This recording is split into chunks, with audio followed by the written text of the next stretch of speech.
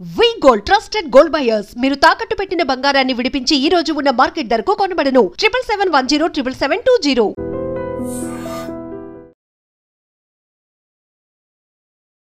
Welcome to I dream. నా పేరు లుంబిని. ఈరోజు మనతో పాటున్నారు వేదిక్ న్యూట్రిషనిస్ట్, స్పిరిచువల్ హీలర్, అలాగే లైఫ్ కోచ్ వనజ రామశెట్టి గారు. Let's talk to her. Hello ma'am. Hello మా. Pleasure meeting you all the time. So ఇప్పుడు కూడా thank you. So first of all ma'am, menopause గురించి మాట్లాడినప్పుడు, మెనోపాజ్ సర్టెన్ టైం వచ్చినప్పుడు physically, mentally and heart health పరంగా చూసుకున్నా కూడా చాలా ఎఫెక్ట్స్ ఉంటాయని చెప్తూ ఉంటారు కదా. సో ఏమేమి ఎఫెక్ట్స్ ఉంటాయి అండ్ ఆ సర్టెన్ పాయింట్ ఆఫ్ టైంలో ఎవరైనా సరే చేయాల్సింది ఏంటి? ఓకే, సో జనరల్గా మెనోపాజ్ అంటే చాలామందికి for most of the people other than women, especially for men, అంటే ఇట్లా మాట్లాడుకుంటూ ఉంటారు అనమాట. అంటే it's just stopping, period stop అయిపోవడమే కదా అన్న ఒక చాలా ఎవరికైతే తెలియదో వాళ్ళకి అట్లా ఉంటుంది అనమాట. అలా ఉండి so most of them don't understand. Okay, so అంటే మెనోపాజ్ గురించి there so much of discussion which keeps happening. ఒకప్పుడు కూడా ఉండేది అనుకుంటా ఓల్డెన్ డేస్లో. కాకపోతే ఏంటంటే women use to handle it in a much better way. వాళ్ళకి ఇప్పుడు ఉన్నంత రష్ అట్లా ఉండేది కాదు. అప్పట్లో ఏంటంటే ఓన్లీ ఇంట్లోనే ఉండేవాళ్ళు అందరూ ఆడవాళ్ళు. ఎప్పుడైనా రెస్ట్ కావాలి అంటే వాళ్ళు రెస్ట్ తీసుకునేంత ఆప్షన్ ఉండేది. జాయింట్ ఫ్యామిలీస్ ఉండేవి. ఒకరికి ఒంట్లో బాగోకపోతే ఇంకొకరు వచ్చి చేయడము. సో ఇవన్నీ ఉండేవి. సో ఈ మధ్యలో ఏమైపోతుందంటే మెనోపాజ్ ఈజ్ సంథింగ్ లైక్, ఒకప్పుడు 50 హిట్ అయితేనే మెనోపాజ్, అంతే. 50 కంటే ముందు మెనోపాజ్ అయిన ఎక్కడ అట్లాంటి ఛాన్సెసే ఉండేవి కాదు అసలు. వెరీ వెరీ రేర్ కేసెస్ అనమాట.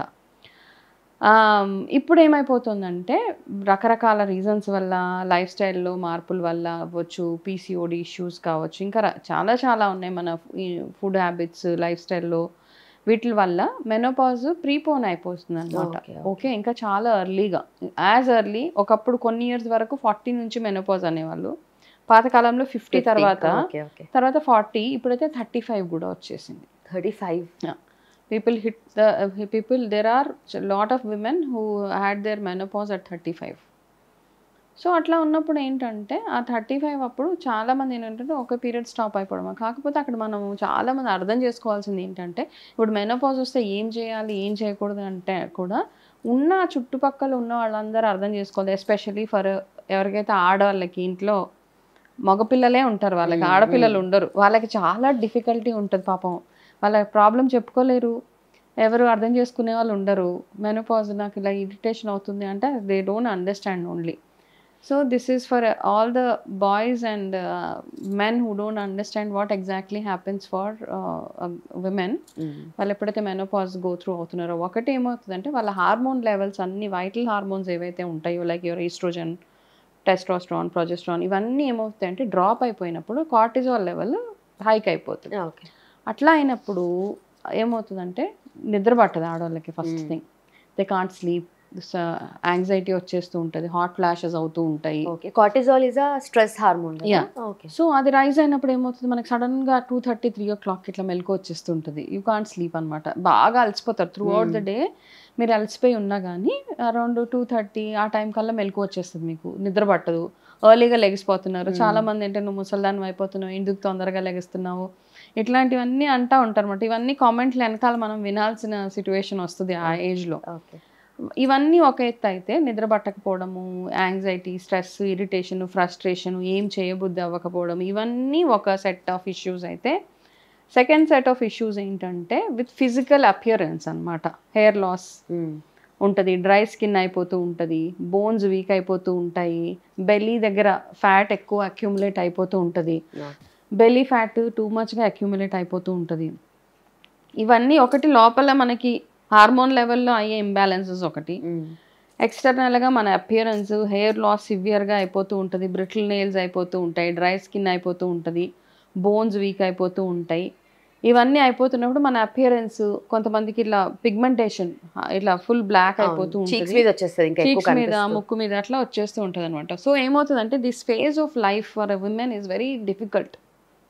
ఓకే, సో ఆ డిఫికల్ట్ ఫేజ్ని ఓవర్కమ్ అవ్వడానికి తను ఒక్కతే ట్రై చేయడం కంటే కూడా చుట్టుపక్కల ఎవరైతే ఉంటారో ఫ్యామిలీ మెంబర్స్ సపోర్ట్ కూడా చాలా చాలా ఇంపార్టెంట్ ఇక్కడ.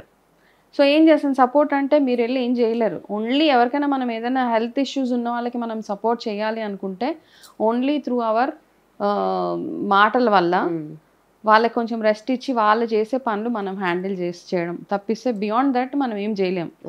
టైంకి వాళ్ళకి హాస్పిటల్ తీసుకెళ్ళడం, వాళ్ళ నీడ్స్ అండ్ రిక్వైర్మెంట్స్ ఏదైనా తినాలనిపించినా లేకపోతే ఏదైనా చేయాలనిపించినా బీ దేర్ ఫర్ దెమ్ అనమాట. అట్లా చేసుకుంటూ వెళ్తే కొంచెం వాళ్ళకి ఆ స్ట్రెస్ తగ్గుతుంది. ఏమవుతుందంటే ఇట్లాంటి టైంలో మనం డిజోన్ చేసేసి పిల్లలు ఎక్కడో జాబులకి వెళ్ళిపోయి వాళ్ళు ఇక్కడ కాకుండా ఏదో వేరే వేరే ఊర్లో వేరే వేరే కంట్రీస్లో ఉండిపోయి husband also is working. So వాళ్ళకి ఏమవుతుందంటే సపోర్ట్ లేనప్పుడు ఇంకా ఫర్దర్గా ఎక్కువ ఇరిటేషన్ వచ్చి, and I think menopause is the difficult phase of women. ఏమవుతుందంటే వాళ్ళ యాంగర్ కంట్రోల్ ఉండదు, వాళ్ళకి కోపము, ఫ్రస్ట్రేషను, మూడ్ స్వింగ్స్ ఉంటాయి, సూసైడల్ థాట్స్ వచ్చేస్తూ ఉంటాయి, ఇరిటేషన్ వచ్చి అరిచేస్తూ ఉంటారు. అప్పటిదాకా వాళ్ళ లైఫ్ అంతా సప్రెస్ చేసుకునే యాంగర్ ఏదైతే ఉంటుందో ఒకటేసారి బర్స్ట్ అయిపోతుంది. అట్లా అయినప్పుడు పిచ్చి పట్టింది ఇట్లాంటివన్నీ అంటూ ఉంటారు. వాటితో పాటు అదే టైంలో ఎక్కువ వైఫ్ అండ్ హస్బెండ్స్ మధ్యలో గొడవలు రావడము ఇవన్నీ అవుతూ ఉంటాయి అన్నమాట. సో బేసిక్గా ఏంటంటే ఇట్లాంటి ఒక ఏజ్ తర్వాత ఇట్లాంటి ఇష్యూస్ అవుతున్నాయి అంటే try to understand the women health first. ఇంట్లో ఆడవాళ్ళకి ఏమవుతుంది, ఎందుకు ఇట్లా సడన్గా బిహేవ్ చేస్తున్నావు, ఇప్పుడు దాకా బాగానే ఉన్నావు కదా అన్న ఒక అర్థం చేసుకోవాలన్నమాట. ఒక డిస్కషన్, షేరింగ్ అవన్నీ అవసరం ఆ టైంలో. దాని తర్వాత ఆడవాళ్ళకి ఎట్లాంటి సపోర్ట్ కావాలి అట్లాంటిది ఇవ్వడం ఒకటి చాలా చాలా ఇంపార్టెంట్. అయితే coming back to what is that, ఏం చేస్తే మనకి ఇట్లాంటి ఇబ్బందులు లేకుండా ఉంటాయి. అయితే యాజ్ పర్ వన్ స్టడీ ఏంటంటే ఎవరైతే యాక్టివ్ లైఫ్ స్టైల్ ఉంటుందో ఆడవాళ్ళకి, like when they are young, పిల్లలు పుట్టిన తర్వాత కూడా బాగా యాక్టివ్గా ఉండి రెగ్యులర్గా వాళ్ళ ఇంటి పనులు వాళ్ళు చేసుకుంటూ గుడ్ న్యూట్రిషన్ తీసుకుంటూ యోగా, ఎక్సర్సైజ్, వాకింగ్, ఫిజికల్గా యాక్టివ్గా ఉంటే కనుక వాళ్ళకి ఈ మెనోపాజ్ సైడ్ ఎఫెక్ట్స్ ఏవైతే ఉన్నాయో ఇన్ని ఉండవు అనమాట. ఇప్పుడు మనం చాలా ఒక లిస్ట్ ఆఫ్ థింగ్స్ చెప్పుకున్నాం కదా, అన్ని లేకుండా ఏదో ఒకటో రెండో ఉంటాయి, మేనేజబుల్గా ఉంటుంది ఆ phase of life. Menopause is manageable అనమాట. ఎప్పుడు ఇవన్నీ చేస్తూ ఉంటాయి. సరే మీరు 20 years నుంచి చేయలేదు, 30 years నుంచి చేయలేదు, అట్లీస్ట్ 35 వచ్చినప్పటి నుంచి అన్నా వెంటనే మీ ఫుడ్ హ్యాబిట్స్ మార్చుకోవడము, ఎక్కువ కాల్షియం రిచ్ ఫుడ్ తినడము అట్లాంటివి చేసుకుంటే సరిపోతుంది. అయితే ఇంకొక స్టడీ ప్రకారం ఏంటంటే ఎవరైతే ప్రీ మెనోపాజ్లో ఈ సిమ్టమ్స్ అన్నీ వచ్చేసింటాయి, ఇవన్నీ కంట్రోల్ అవ్వాలి అంటే ఒకటే ఒక బెస్ట్ ఫుడ్ ఏంటంటే మునగాకు, మొరింగా. ఓకే, మొరింగా చాలా వాటికి యూస్ఫుల్ ఉంటుంది. ఎస్పెషలీ మెనోపాజ్ అవుతున్న ఇంకా దగ్గరకు వస్తున్న స్టేజ్ ఎవరికైతే ఉన్నారో వాళ్ళు మాత్రం రెగ్యులర్గా, ఎందుకంటే ఇక్కడ మనకి కాల్షియం న్యూట్రిషన్ డెఫిషియన్సీ వచ్చేస్తుంది ఇక్కడ మెనోపాజ్ వచ్చినప్పుడు. డెఫినెట్గా నువ్వు ఎంతన్నా తినండి, you will have nutrition deficiency.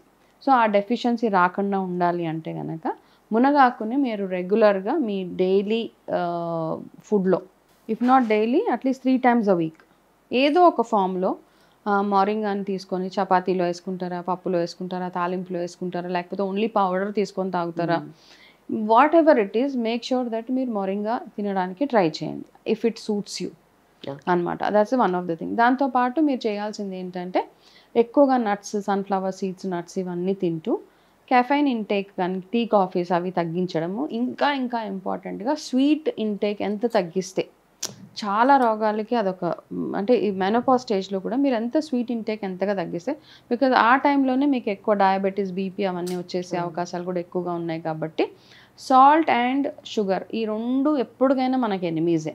ఎంత లిమిట్లో తినాలో అంత మాత్రమే తినాలి, నాట్ టూ మచ్ అనమాట, కంప్లీట్గా అవాయిడ్ చేయక్కర్లేదు. బట్ ఇప్పుడు మీరు 1 spoon ఆఫ్ షుగర్ తింటా ఉంటే దాన్ని 1/4 spoon చేసేసుకోండి. But reduce on that, reduce చేసి ఫిజికల్గా యాక్టివ్గా ఉండడం, రెగ్యులర్గా మసాజెస్కి వాటికి వెళ్ళడము, ఇంకా బాగా ఇరిటేషన్ అనిపిస్తే go on a break for 2-3 days. But maintain your menopause phase ఏదైతే ఉందో అది చాలా స్మూత్గా వెళ్ళేలాగా మనం first women have to plan it properly. దాని తర్వాత ఫ్యామిలీ మెంబర్స్ అర్థం చేసుకుంటే సరిపోతుంది. ఓకే, ఒకప్పుడు అట్లీస్ట్ ఇది నోటీస్ చేసి ఇలా ఉంటుంది, ఆ చేంజెస్ ఉంటాయి అని చెప్పేసి అప్పట్లో అనుకునే వాళ్ళ, ఇప్పుడు ఎక్కువగా మనము అరే ఈ స్టేజ్లో మనం ఇంత కాషియస్గా ఉండాలి, ఇంత న్యూట్రిషన్ తీసుకోవాలి, ప్రాపర్గా బ్యాలెన్స్ చేసుకోవాలి అనేసి మాట్లాడుకుంటున్నాం. బట్ అగైన్ అప్పట్లో ఇవన్నీ లేవు కదా. అప్పట్లో లేవు, కాకపోతే అప్పట్లో ఏంటంటే మనకి ఇంత ప్రాబ్లమ్స్ కూడా లేవు. అక్కడ women were not working, job అంటే ఇప్పుడు కూడా ఉన్నారు, జాబ్ చేయలేని వాళ్ళు ఉన్నారు, కానీ కాకపోతే అప్పుడు ఏంటంటే ఫుడ్ హ్యాబిట్స్ అంతా బాగుండేవి, యాక్టివ్గా ఉండేవాళ్ళు, చాలా యాక్టివ్గా ఉండేవాళ్ళు. వాళ్ళు ఫుడ్ దగ్గర ఏంటంటే ఒక టైం వచ్చిన తర్వాత వాళ్ళు కొన్ని ఫుడ్ మైనస్ చేసేసేవాళ్ళు. They never use to eat non veg. ఒక 40 అట్లా వచ్చిన తర్వాత చాలామంది స్కిప్ చేసేసేవాళ్ళు. మాకు ఇది వద్దు, ఒక పూట భోజనం చేయడము, ఉన్న ఒక పూట తినే దాంట్లో హోల్సమ్గా ఉండేదన్నమాట ఫుడ్. అట్లాంటివన్నీ ప్లాన్ చేసుకుంటున్నారు కాబట్టి అంత ప్రాబ్లం అనిపించేది కాదు చాలా టైమ్స్లో. ఈ మధ్య ఏంటంటే హెల్త్ ఇష్యూస్ ఉన్నాయి, మన ఫుడ్లో ప్రాబ్లమ్స్ ఉన్నాయి, అన్నిట్లో ఉన్నాయి కాబట్టి నౌ ఇట్స్ హైలైటెడ్ మోర్ అనమాట. Done ma'am, thank you so much. Welcome.